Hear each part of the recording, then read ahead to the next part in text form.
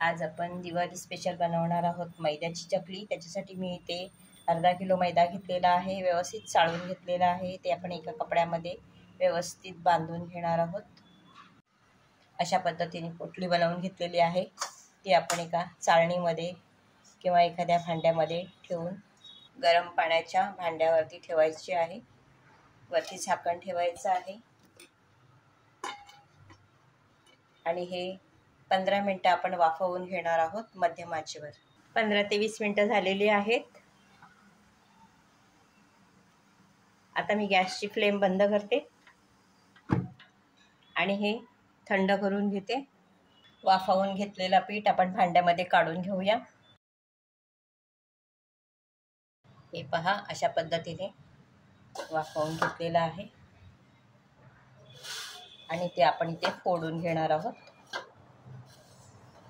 फोडून झालं की आपण ते व्यवस्थित चाळून घेणार आहोत। इथे अशा पद्धतीने मी पीठ सर्व फोडून घेतलेलं आहे, तुम्ही पाहू शकताय।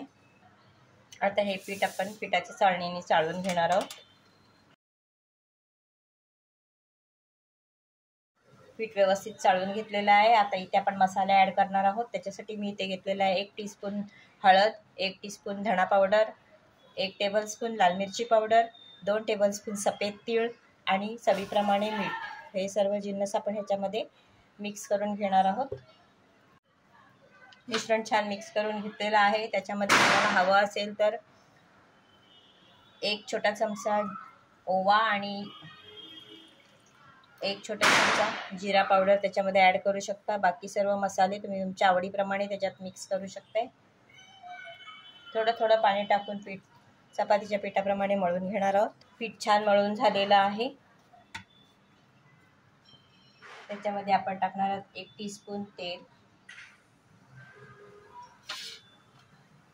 व्यवस्थित मळून घ्यायचं आहे। पुन्हा एकदा इथे मी सोऱ्या घेतलेला आहे, म्हणजे चकलीचा साचा घेतलेला आहे। त्याच्यामध्ये आपण थोडंसं तेल लावून घेणार आहोत। याच्यामध्ये आपण अशा पद्धतीने पीठ भरून घेणार आहोत।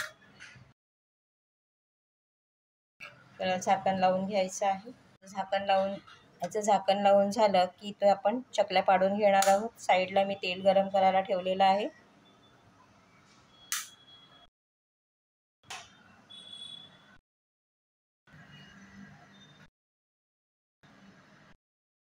व्यवस्थित तुम्ही ते चकल्या पाडून घेऊ शकता।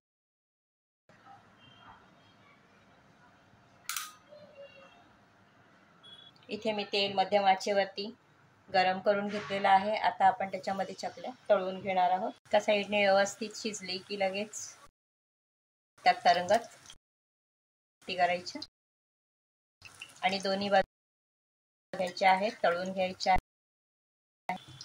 एक बॅच मध्यम आचेवर तळण्यासाठी 1.5 ते 2 मिनिटं लागतात। ही रेसिपी नक्की ट्राय करा। आवडल्यास व्हिडिओ खाली लाईक करा, फ्रेंड्स फॅमिली बरोबर शेअर करा, कमेंट करायला विसरू नका। धन्यवाद।